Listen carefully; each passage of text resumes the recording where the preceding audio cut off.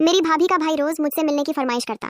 भाभी से शिकायत करती तो कहती मुझ पर भरोसा रखो और फिर मुझे कमरे में भेजकर खुद बाहर पहरा देती। एक रोज मैंने अपनी जगह भाभी को कमरे में भेज दिया। थोड़ी देर बाद छुपकर देखा तो मेरे होश उड़ गए, क्योंकि मैं खूबसूरत और जवान लड़की हूँ। 18 बरस की बालिग लड़की हूँ। हर लड़का मेरी खूबसूरती पर मरता है, मगर मेरी भाभी का भाई कुछ ज्यादा ही मेरा दीवाना हो गया था और कुछ दिनों से हमारे घर रहने आया है। नौकरी की तलाश में था, मगर मुझसे मिलने के बाद अपनी तलाश करने लगा। सबके लिए खाना मैं ही बनाती थी। भाभी का भाई तीसरी मंजिल पर रहता है। मेरे भाई ने उसे वहां शिफ्ट किया हुआ था। जाओ काव्या, अजय को खाना दे आओ, वह भूखा होगा। मेरी भाभी ने मेरे हाथ में चाय का कप थमाते हुए कहा। जी भाभी, कहकर मैं ऊपर चली गई। मैं अजय के कमरे में जाने से डर रही थी, क्योंकि वह मुझसे तन्हाई में मिलने की फरमाइश करता था और मैं उसकी वह फरमाइश पूरी नहीं कर सकती थी। बहरहाल अपने डर पर काबू पाकर मैं कमरे में दाखिल हुई। अजय पंखे के नीचे बैठा हुआ था।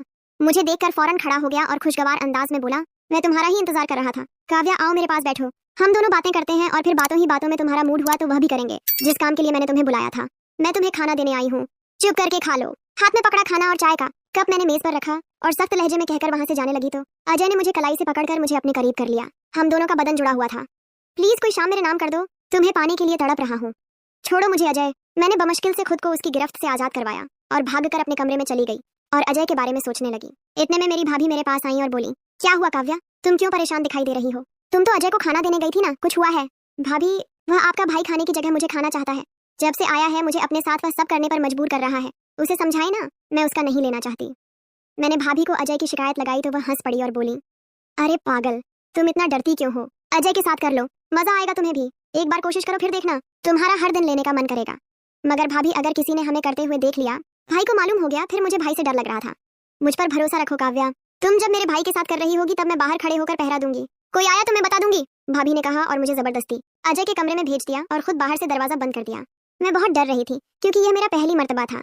पहली बार क्या होता है और कैसे होता है मैं नहीं जानती थी। मुझे अपने पास देखकर अजय मुस्कुराने लगा और फिर मुझे अपनी बाहों में लेकर बैठ गया और मेरे ऊपर आकर मेरे साथ खेलने लगा। मुझे बहुत तकलीफ हो रही थी।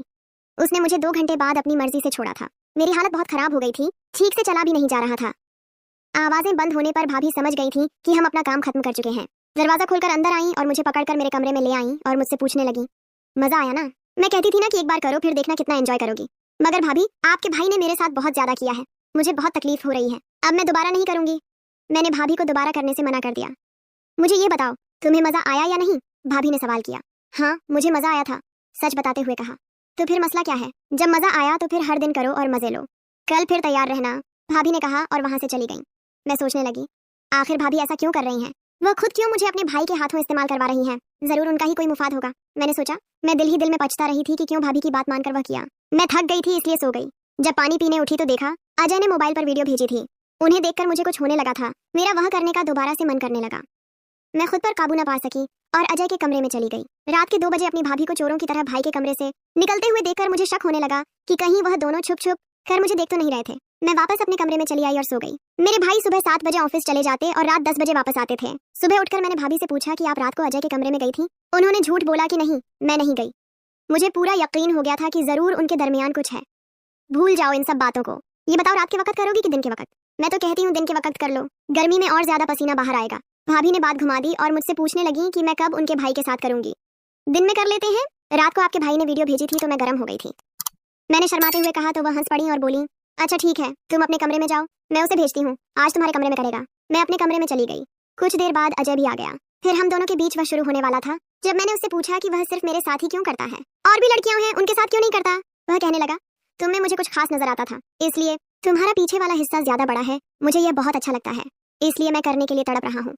उस दिन पीछे से काम नहीं किया था, आज पीछे वाला हिस्सा भी पूरा करेंगे। नहीं, मैं वह हिस्सा नहीं दूंगी। मुझे भाभी ने बताया था कि वहां करने से बहुत ज्यादा दर्द होता है, इसलिए वह भूल जाओ, मैंने डरते हुए कहा। मगर वह नहीं माना। वह अपनी मर्जी करते हुए पिछले हिस्से से काम शुरू कर दिया। मैंने भाभी को आवाजें देना शुरू कर दी कि वह मुझे इस जुल्म से बचा लें, मगर उन्होंने मेरी एक न सुनी। आज 4 घंटों बाद उसने मुझे छोड़ा। मेरी हालत बहुत खराब थी। मैंने सोचा था कि आज के बाद अजय को नहीं दूंगी। अजय के जाने के बाद भाभी कमरे में आई और कहने लगी, देखी मेरे भाई की जवानी। भाभी, हम सिर्फ दिन में ही क्यों करते हैं, रात के समय क्यों नहीं करते? सब लोग तो रात में करते हैं ना? मैंने पूछा। मेरे सवाल पर वह परेशान हो गई। मैं दोबारा बोली, मुझे तो लगता है अजय रात में किसी और के साथ करता है। नहीं नहीं, ऐसा कुछ नहीं है, अब रात में कर लेना, कौन सी बड़ी बात है। इतना कहकर भाभी वहां से चली गई। मैंने सोच लिया था अब अगली बार अजय के साथ नहीं करूंगी, बल्कि भाभी से करवाऊंगी। अगले दिन रात की बात हुई तो भाभी ने अजय के कमरे में जाने को कहा, मगर मैं नहीं गई। उस कमरे में नहीं, आज मैं आपके कमरे में करूंगी। मैंने अजय के कमरे में कैमरा लगा दिया था ताकि देख सकूं कि उन दोनों के बीच क्या होगा, और खुद छिपकर देखने लगी। दीदी, बहुत शुक्रिया तुम्हारा, जो तुमने मुझे उसके साथ वह करने दिया और उसे मेरा लेने के लिए राजी किया, वरना मैं सिर्फ देख देख कर ही खुश होता था। मेरा भाई जितना दिल चाहे काव्या के साथ करो, मगर ध्यान रखना मेरे पति को यह बात मालूम न हो, वरना हम दोनों की खैर नहीं। काव्या को इस्तेमाल करने के बाद अपने रास्ते से हटा देना, ताकि किसी को शक न हो। उन दोनों की बातें सुनकर मेरी आंखें नम हो गईं, मगर मैं उस समय खामोश रही। अपना मोबाइल हासिल करने के बाद मैंने वह रिकॉर्डिंग उन दोनों भाई बहन को सुनाई। मेरी भाभी ने मेरे पैर पकड़ लिए और बोली, अपने भाई को कुछ मत बताना, वरना वह हम दोनों को जान से मार देगा। मैं तुम्हारी शादी अजय से करवा दूंगी, मगर तुम यह सच किसी को नहीं बताना। मेरी भाभी बहुत डर गई थी। अपनी जान बचाने के लिए उसने मेरी शादी अपने भाई से करवा दी। अगर मैं समझदारी का मुजाहिरा न करती तो उन दोनों भाई बहन के हाथों बर्बाद हो जाती। अब मैं अजय की पत्नी बनकर उसे खूब सबक सिखा रही हूँ। कहानी कैसी लगी आपको दोस्तों, कमेंट सेक्शन में जरूर बताइए। और भी इस तरह की वीडियोस देखने के लिए हमारे चैनल को सब्सक्राइब कर लीजिए। आपसे मिलेंगे किसी और वीडियो और कहानी के साथ, तब तक के लिए जय हिंद। नमस्ते दोस्तों, आप सब कैसे हो? मेरे चैनल पर आपका स्वागत है फिर से एक रस भरी कहानी में। आज की कहानी बहुत ही खतरनाक है, जो कहानी के सुनते ही शरीर का हर पार्ट खड़ा होने लगेगा। इस कहानी में बहुत मजा आने वाला है, अंत तक जरूर सुनिए। मैंने अपनी ड्रॉर से जिस्मानी ताकत वाली गोली निकाली, जो कभी कभार मेरे पति लेते थे। मेरे पति का नाम विवेक था। मेरे पति जब भी ये पावर वाली दवा खाते थे, रात में मेरी हालत बहुत खराब कर देते थे। उनका सुई इतना बड़ा था कि अंदर जाते ही मैं पसीने से तर हो जाती थी। एक दिन क्या हुआ, मैं किचन में चली गई। मैंने हल्दी बादाम वाला दूध बॉईल किया और उसमें एक गोली डाल दी, ताकि विवेक को थोड़ी ताकत मिल सके। ऐसा करते करते रात के 10 बज चुके थे। फिर मैंने जल्दी से दूध का गिलास लिया और विवेक के कमरे में चली गई।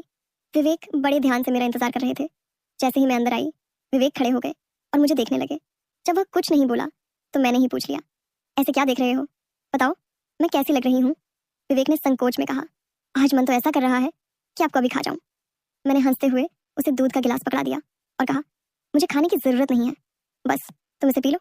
विवेक ने जल्दी से गिलास पकड़ा और एक सांस में दूध पी गया। दूध पीते ही कुछ देर बाद उसने मेरी बाहें पकड़ ली और अपने तरफ जोर से खींचा। उसके बाद अपना इंजेक्शन मेरे मुंह में। बाप रे, क्या क्या बताए दोस्तों, विवेक ने कैसे कैसे मेरी बॉडी हिला दी। अगर आपको भी जननी है तो पहले कहानी को लाइक करें, प्लीज लाइक कर दो ना, प्लीज सब्सक्राइब भी। तो चलिए आपको जल्दी से शुरू से कहानी सुनाती हूँ। मेरा नाम अनु है, मेरी उम्र 29 साल है, लेकिन मैं अभी भी जवान हूँ। किसी युवा को तुरंत अपने तरफ आकर्षित कर लूँ, दिल हमेशा जवान रहता है। जब मैं साड़ी पहनती हूँ तो जैसे सब कुछ दिखता है। मेरी सुंदर रंगत पर जब सूरज की किरण पड़ती है तो लगता है मानो मैं एक चांदनी रात में घूम रही हूँ। अब बात करते हैं मेरे 23 साल के देवर की। जो मेरा हो गया है, उसकी मासूमियत और उत्साह ने मेरे मन में एक हलचल सी मचा दी है। जब वह मेरी तरफ देखता है तो उसकी आंखों में वह खास बातें होती हैं, जैसे वह किसी खूबसूरत ख्वाब को देख रहा हो। कभी वह मुझसे कहता है, भाभी आज आप सच में बहुत सुंदर लग रही हैं। इसीलिए मेरे पति कभी कभी दिन में ही मेरा फील्ड इन सेट कर देते हैं। हम शहर में रहते हैं क्योंकि मेरे पति सरकारी नौकरी करते हैं। मेरी 3 साल की एक बेटी भी है, इसलिए दूध की थैलियां भी बड़ी हैं। मैं अपने पति का आशीर्वाद समझकर रोज उनके हाथ का मसाज लेती थी। भले ही हमारी शादी को 8 साल हो चुके थे, लेकिन मेरे पति अभी तक मुझे अच्छा प्यार करते थे। अच्छा से मेरा मतलब है सब कुछ पी जाते थे। वैसे आमतौर पर उसका रंग काला ही होता है, लेकिन मैं बहुत साफ सफाई रखती थी और कभी कभार मेकअप भी कर लिया करती थी। पिछले महीने कुछ ऐसा हुआ जिसका हमें बिल्कुल अंदाजा नहीं था। शाम को मेरे पति विवेक घर आ रहे थे। उनके किसी दोस्त की बर्थडे पार्टी थी, इसीलिए दोस्तों ने उन्हें तोड़ी पिला दी थी और वह बाइक से घर लौट रहे थे। आते वक्त उनका एक्सीडेंट हो गया। इस हादसे में उनके एक पैर में फ्रैक्चर हो गया और डॉक्टर ने कहा कि सही होने में कम से कम 6 से 7 महीने लगेंगे। ये सुनकर मेरा मन टूट गया। विवेक का दर्द भले ही शारीरिक था, लेकिन मेरे मन में एक गहरी चिंता का सागर उमड़ आया। जब मैंने उन्हें अस्पताल में देखा, उनकी आंखों में दर्द का साया था। मैंने तुरंत उनके पास जाकर उनका हाथ थाम लिया। इसी वजह से मेरी ननद और मेरा देवर उन्हें संभालने के लिए आए थे। मेरे जीजा जी और दीदी तो वापस चले गए, लेकिन विवेक ने देवर जी को यहाँ रुकने के लिए कह दिया, क्योंकि वह ठीक से खड़े भी नहीं हो पा रहे थे। मुझे ही बाजार से सामान लाने और बाहर के काम करने पड़ते थे। वे मान गया और बहुत खुश हो गया देवर जी। मेरे कान तक ही आते थे। शरीर भी ठीक ठाक था और रंग भी सामान्य था। वह ज्यादा बिगड़े किस्म का लड़का नहीं लग रहा था और मैं भी खुश थी कि कोई तो आया जो मेरी मदद कर सके।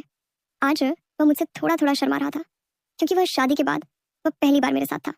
रात को जब मैं विवेक को खाना खिला रही थी, तब मेरा देवर भी हमारे पास बैठा था और फिर अपने कमरे में जाकर समय पर सो गया था। विवेक के चेहरे पर थोड़ी राहत थी, लेकिन वह अभी भी दर्द में था। तभी मेरी अंदर की भावनाएं बाहर निकल पड़ी। मैंने विवेक के पास बैठकर कहा, वो भी क्या दिन थे जब आप रोजाना मेरा मालिश करते और इंजेक्शन को अंदर डाला करते थे। विवेक ये सुनकर मुस्कुराने लगे। क्या हो गया मेरी रानी, आज तो पूरी मजे में लग रही हो। मैंने कहा, नहीं जी, आपको तो मजाक लग रहा है। और इधर मेरी बुरी हालत हो रखा है। सच बताओ तो इसने मेरा बुरा हाल कर दिया है। मेरे पति बोले, मैं तुम्हारा दर्द समझता हूँ अनु, मेरा भी बहुत मन करता है, लेकिन क्या करूँ, मैं तो ठीक से खड़ा भी नहीं हो सकता। बस थोड़े दिन और निकाल दो, फिर देखना मैं इस तुम्हारे सूद का क्या हाल करता हूँ। तभी मैंने कहा, थोड़े दिन नहीं, पूरे 6 महीने बाकी है प्लास्टर उतरने में, और मेरा तो 1 महीने में ही यह हाल हो गया। पता नहीं आगे के दिन कैसे कटेंगे। मेरे पति मेरी उदासी दूर करने के लिए बोले, चलो वो नहीं तो कम से कम दूध ही पिला दो, डॉक्टर ने भी कहा है। तभी मैंने हंसते हुए कहा, आपके नसीब में तो वह भी नहीं है, क्योंकि आपकी बिटिया रानी ने पी लिया है। हम दोनों जोर जोर से हंसने लगे। मेरे पति मुझे खुश रखने की पूरी कोशिश करते थे, लेकिन मैं क्या करूं, सब बेकार था। थोड़ी देर बाद विवेक सो गया, क्योंकि उनकी दवाइयों में नींद की गोलियां भी थीं, लेकिन मुझे नींद कहाँ आ रही थी। इसीलिए मैं खड़ी होकर देवर जी को देखने चली गई कि वह सोया है या नहीं, लेकिन वह अभी तक जाग रहा था और मोबाइल देख रहा था। मैंने उसके कमरे में जाकर कहा, क्या हुआ अभिषेक, 11 बज चुके हैं और तुम अभी तक नहीं सोए, लगता है तुम्हारी मन नहीं लग रहा है। वह उठकर बैठ गया और बोला, नहीं भाभी, ऐसी बात नहीं है, बस यूं ही फोन देखते देखते लेट हो गया। फिर उसने पूछा, भाभी आप भी तो नहीं सोई। मैंने कहा, मुझे तो आजकल नींद ही नहीं आती। प्रकाश ने पूछा, क्यों, क्या बात हो गई। मैंने हंसते हुए कहा, नहीं नहीं, वो मैं तुम्हें नहीं बता सकती, जब तुम्हारी शादी होगी तो तुम्हें खुद ही पता चल जाएगा। मेरे मुंह से ऐसा सुनते ही प्रकाश ने अपनी नजरें नीचे झुका ली और अंदर ही अंदर मुस्कुराने लगा। तभी मैंने कहा, अरे तुम तो इतनी सी बात पर शर्मा गए। अच्छा बताओ, अभी तक कोई लड़की पटाई है या नहीं। प्रकाश कुछ नहीं बोला, उसे अभी भी शर्मा रही थी। तभी मैंने उसका हाथ पकड़ा और कहा, अरे पागल अपनी भाभी से इतना मत शर्माओ। वह धीरे से बोला, भाभी सच बताओ, तो ऐसी बातें मैंने अभी तक अपने दोस्तों से भी नहीं की हैं। मैंने कहा, अच्छा तो मुझे अपना दोस्त ही समझ लो ना, क्योंकि मुझे ऐसी बातें करने में बहुत मजा आता है। प्रकाश ने कहा, हाँ भाभी, एक थी, लेकिन उसने अभी मेरे से दोस्ती तोड़ दी है। मैंने पूछा, तुमने उसकी सुताई तो कर दी होगी ना। प्रकाश बोला, नहीं भाभी, सच बताऊं तो मैंने उसे ढंग से टच भी नहीं किया था। मैंने मुंह बनाते हुए कहा, तुम तो बड़े भोले हो, चलो कोई बात नहीं, अब तुम मेरे पास आ गए हो तो मैं तुम्हें अपना खिला पिला करके जवान कर दूंगी। मैं बातें करते करते प्रकाश के कमरे में ही सो गई थी। सुबह जब मेरी आंखें खुली तो प्रकाश बेड पर बैठा हुआ मुझे ही निहार रहा था। मेरे उठते ही प्रकाश ने मुझे गुड मॉर्निंग बोला। जब मैंने पूछा, क्या देख रहे हो, तो वह बोला, भाभी आप सच में बहुत खूबसूरत हो। मैं मुस्कुराते हुए बोली, अच्छा तब तुम सुबह सुबह खूबसूरती का नजारा ले रहे हो और रात को तो बड़े शर्मा रहे थे। वह मुस्कुरा करके पूछने लगा, भाभी आप बुरा ना मानो तो एक बात पूछ सकता हूँ। मैंने कहा, अरे पागल, मैं क्यों बुरा मानूंगी, पूछो क्या पूछना है। उसने मुझसे कहने लगा, भाभी सच सच बताना, आप जो 2.5 किलो के वजन अपने पास लिए घूमती हो, आपको भारी नहीं लगता क्या। उसकी अब बात सुनकर मेरी हंसी छूट गई। इसके बाद प्रकाश मुझसे काफी खुल गया था और अब वह मुझसे ज्यादा शर्म नहीं करता था। इससे मैं भी बहुत खुश थी, क्योंकि अब मेरा भी समय अच्छे से कटने लगा था। प्रकाश को आए हुए 15 दिन बीत चुके थे और वह मुझसे काफी घुल मिल गया था। वह बाहर के सारे काम कर देता, बाजार से सामान ले आता और अपने चाचा को भी घुमा देता। मेरी तो बहुत सेवा करने लगा था। शाम को मेरा सर भी दबा देता और कभी कभी मेरे शरीर को भी आराम देता। लेकिन मेरी फरमाइश दिनों दिन बढ़ रही थी और मेरे पति की हालत अब भी वैसी ही थी। अब सब कुछ मेरी बर्दाश्त के बाहर हो चुका था। मैंने सोचा कि अब तो प्रकाश ही है जो मेरी हेल्प कर सकता है। वैसे मेरे पड़ोस में भी 2 लड़के रहते थे जो स्टडी करते थे। वे भी मुझे देखते थे। जब भी मैं छत पर बाल सुखाने या कपड़े सुखाने जाती तो वे मुझे ही देखते। और पहले तो मैंने सोचा कि उनमें से एक को पकड़ लो ताकि कुछ समय के लिए काम चल जाए। लेकिन फिर मैंने सोचा कि मैं इस घर की इज्जत हूँ और कल को पता नहीं इनमें से कौन मुझे या मेरे पति को बदनाम कर दे। इसीलिए मैं उन्हें भाव नहीं दिया। लेकिन प्रकाश तो घर का ही है, इसीलिए मैंने सोच लिया कि वही मेरी हेल्प कर सकता है। आज मैंने पक्का प्लान बना लिया कि आज प्रकाश से हेल्प ले ही लूंगी और अपने सूखे हुए खेत को प्रकाश से झूठवा लूंगी। उसके बाद मैं रसोई में खाना बनाने चली गई। जैसे ही प्रकाश नहाकर फ्रेश होने के बाद रसोई में आया, मैंने दूध निकालने का बहाना बना दिया। मैं रसोई घर में ही ग्लास से दूध निकाल रही थी। मेरी बेटी अभी मामा के घर गई हुई थी, क्योंकि घर में उसे संभालने वाला कोई नहीं था, इसलिए अब बाकी का दूध निकालना पड़ता था। और घर में मेरे पति और प्रकाश के अलावा कोई नहीं था, तो मुझे डर भी नहीं था। जैसे ही प्रकाश अंदर आया, वह मुझे देखकर एकदम घबरा गया और कहने लगा, सॉरी भाभी, मुझे माफ कर दो, मैंने देखा नहीं, और बाहर जाने लगा। तभी मैंने उसे रोक लिया। अरे प्रकाश, क्या हुआ। कोई बात नहीं, अंदर आ जाओ। प्रकाश बोला, भाभी ऐसे मैं अंदर कैसे आऊँ। मैंने कहा, ऐसे वैसे मत करो और जल्दी से आकर मेरी मदद करो। प्रकाश का मन भी कर रहा था, लेकिन मैं उसकी भाभी थी, इसीलिए वो थोड़ा अनकंफर्ट फील कर रहा था। फिर मैंने उसे कहा, अरे इतना क्या शर्मा रहे हो, अब जल्दी से आओ और मेरी मदद करो। धीरे धीरे प्रकाश रसोई में आ गया और पास आकर खड़ा हो गया। वो मुझे देखता ही रह गया। तभी मैंने कहा, ऐसे क्या घूर रहे हो? क्या तुमने आज तक नहीं देखा? वह बोला, माँ कसम भाभी, मैं आपको बता नहीं सकता कि मुझे कैसा लग रहा है। बहुत ही अच्छा है भाभी। मैंने कहा, तारीफें करना छोड़ो और यहाँ मेरी मदद करो। तभी प्रकाश बोला, भाभी मुझे नहीं आता कैसे करना है। तो मैंने कहा, अरे बुद्धू, इसमें कुछ नहीं करना, ये लो पकड़ो और बस धीरे धीरे निकलो। थोड़ी देर बाद जब प्रकाश के हेल्प में हाथ तेज होने लगे तो मैंने सोचा कि अब मेरा आगे झुककर सही से काम करने का समय है। मैं आगे की झुकी और प्रकाश ने पीछे से मेरी मरम्मत करने लगा। लेकिन कुछ देर में ही प्रकाश का इंजेक्शन से पानी निकल गया तो देखा कि प्रकाश का काम तो पहले ही खत्म चुका है। उसे देखकर मेरा मन बहुत उदास हुआ, लेकिन फिर भी मेरी हंसी निकल ही पड़ी। मैंने नाराजगी से प्रकाश को मारते हुए कहा, ये क्या किया पागल, तुमने तो शुरू होने से पहले ही खत्म कर दिया। इसके बाद जैसे ही प्रकाश का नशा उतरा उसने हड़बड़ाते हुए कहा, सॉरी भाभी, सॉरी, वो मैंने ऐसा काम पहले कभी नहीं किया, इसलिए मुझसे ऐसा हो गया। मैं अभी जाकर साफ करके आता हूँ। और उसने मेरी एक भी बात नहीं सुनी और तुरंत रसोई में से चला गया। मैंने भी उसे ज़्यादा रोकने की कोशिश नहीं की क्योंकि मैं समझ चुकी थी कि यह उसके लिए इतना आसान नहीं होगा। इस चक्कर में आज खाना भी लेट हो गया था, इसीलिए मैंने जल्दी से खाना तैयार किया और विवेक को कमरे में देने के लिए चली गई। वह भी बैठे बैठे खाने का इंतजार कर रहे थे। विवेक बिल्कुल सीधे साधे और सरल स्वभाव वाले आदमी हैं। वह मेरी बहुत बहुत चिंता करते हैं। जब मैं उनके लिए खाना लेकर गई तो पूरा पसीने से भीगी हुई थी। मुझे देखकर वह बोले, इतनी जल्दबाजी क्यों करती हो अनु, धीरे धीरे काम कर लिया करो ना, देखो तुमने अपना क्या हाल बना लिया है। तब मैंने उन्हें छेड़ते हुए कहा, ये तो कुछ भी नहीं है, जब तुम काम करते हो तो मेरा इससे भी बुरा हाल हो जाता है और तब तो मैं तुम्हें रुकने के लिए भी कहती हूँ, लेकिन तुम तो यस कहकर काम की स्पीड को दुगना कर देते हो। मेरे मुंह से ऐसा सुनकर मेरे पति मुस्कुराने लगे। तुम भी ना अनु कहाँ की बात कहाँ ले जाती हो। इसके बाद विवेक ने खाना खा लिया और मैंने उन्हें दवाई भी दे दी। दवाई लेने के बाद उन्हें नींद आ गई और वह आराम करने लगे। मैं भी काफ़ी थक चुकी थी, इसलिए मैं नहा धोकर फ्रेश हो गई। इसके बाद मैं प्रकाश के कमरे में उसे देखने के लिए गई तो वह भी सो चुका था। फिर मैं भी आकर आराम करने लगी। शाम को जब मैं प्रकाश को चाय देने गई तो वह बैठा फ़ोन चला रहा था। मुझे देखकर उसके चेहरे पर मुस्कान आ गई। मैं भी उसे देखकर हंसने लगी और मैंने उससे पूछ लिया, क्या बात है प्रकाश, आज तो तुम काफ़ी ढीले ढाले से लग रहे हो। वह बोला, भाभी वो मैंने पहली बार ऐसा काम का अनुभव लिया था, प्लीज़ आप बुरा मत मानना, मैं सच बता रहा हूँ, बिल्कुल मेरे से काम नहीं कर पाया। तभी मैंने उसे रोकते हुए कहा, अरे बेवकूफ़, मैं कब बुरा मानने लगी, वैसे सच बताऊँ तो मुझे भी अच्छा लग रहा था। इसके बाद मैं प्रकाश को चाय पकड़ा दी और उसके साथ बैठकर पीने लगी। हम दोनों बातें करने लगे। आज प्रकाश के मुंह से मेरे लिए तो फूल ही झड़ रहे थे, वो बस मेरी तारीफें ही करता जा रहा था। भाभी आप बहुत अच्छी हो, मैं तो सोच रही हूँ कि सारी उम्र आपके साथ ही रहूँ।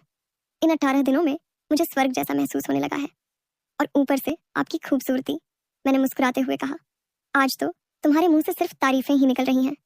लगता है प्रकाश मेरा हाथ पकड़कर बोला, आप सही कह रही हैं भाभी, अब आपको भी मेरे काम में मेरी मदद करनी होगी। अब तो आपको मेरी बात माननी ही होगी। प्लीज़ भाभी मना मत करना, बस एक बार के लिए मेरी काम वाली बन जाओ। इसके बाद आप जो भी कहेंगी मैं करूँगा। जब प्रकाश सब कह रहा था तो उसका चेहरा टमाटर जैसा लाल हो गया था और मेरी मुस्कुराहट फूट पड़ी थी। मैंने उसके सर पर हाथ फिरते हुए कहा, अरे पगले, इतना सीरियस क्यों हो रहे हो, बताओ मैंने तुम्हें कभी किसी चीज़ में मना किया है। वैसे भी अब तुम्हारे चाचा तो वैसा भी मेरे काम में मेरी मदद नहीं कर पाते हैं और तुम इतना शर्माओ मत। अगर इतना शर्माओगा तो कैसे चलेगा। इतना कहने के बाद मैं बोली, आगे से अब तुम्हारे साथ ही सोऊंगी, बस तुम मेरा सर्विस अच्छे से करना। दोस्तों कैसी लगी आपको रसभरी कहानी? अगर अच्छी लगी हो तो कमेंट में ज़रूर बताएं और साथ ही साथ इस चैनल को भी सब्सक्राइब कर दें ताकि मैं इससे भी और ज़बरदस्त बातें आपके साथ शेयर करूं। और प्लीज़ लाइक करना नहीं भूलना। आप सब जानू, धन्यवाद। Hello YouTube, welcome to my guys. तो कैसे हैं आप लोग? और मेरे साथ जुड़े रहने के लिए मेरे चैनल को सब्सक्राइब कीजिए और बेल आइकन को दबा दीजिए, ठीक है? चल दाब दिया जाओ। कौन चीज? सब्सक्राइब वाला बटन है। अरे आइए आइए, आप ही लोग के लिए तो आए हैं। तो क्या करे के पड़ी? भौजी के चैनल को सब्सक्राइब कीजिए। अरे चोली ना रे, चैनल को सब्सक्राइब कीजिए। भौजी के चैनल को सब्सक्राइब कीजिए। चैनल को सब्सक्राइब कीजिए, ठीक है? अच्छा सुनो, सब्सक्राइब करने के बाद ना घंटी बजा देना।